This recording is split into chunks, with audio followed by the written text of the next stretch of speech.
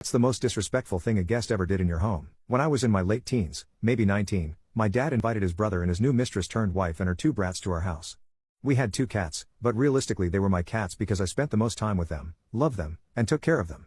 I didn't really fit into the conversation, being so young, so I hung in the living room while the older adults were in the kitchen. My uncle's new wife, I can't bring myself to call her aunt, kids were going nuts over my cats. They were two boys, 9 and 7, both with behavioral problems. They could not control themselves at all. They did not have manners or any regard for things that weren't theirs. So I resigned myself to watching them, because I didn't trust the two little shits around my cats, and their mom and my uncle sure weren't keeping an eye on them. I even made sure to gently warn them, something along the lines of be nice and gentle, or you'll spook them. So these brats drug all the cat toys I had out and start going crazy trying to get reactions out of my cats.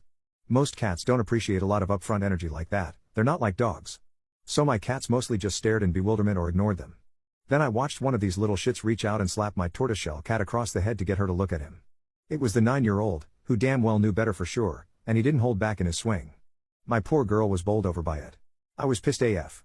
I dragged him up off the floor and told him to leave my cats alone, then effectively banished him and his brother to the kitchen for their lousy guardians to watch them. He's lucky I didn't smack him. I've never hit a kid, but that would be the thing that drove me to it. After that I made it clear to his parents that their kids weren't welcome at the house anymore.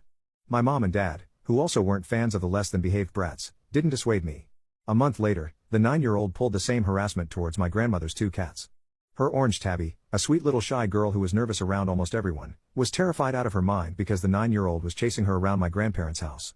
Room to room, he chased her out of all her normal hiding spots that she retreated to when she was overwhelmed. I've never seen that cat as scared as she was. So naturally, I stepped in because my grandmother was too nice to tell her new daughter-in-law's kids to settle the F down. He played outside after that. To me, there's just nothing more disrespectful than mistreating the pets of your host. Animal abuse in any form is disgusting, but they're a part of the family, they should be treated as such, not like living breathing toys or entertainment to throw and break. Ugh.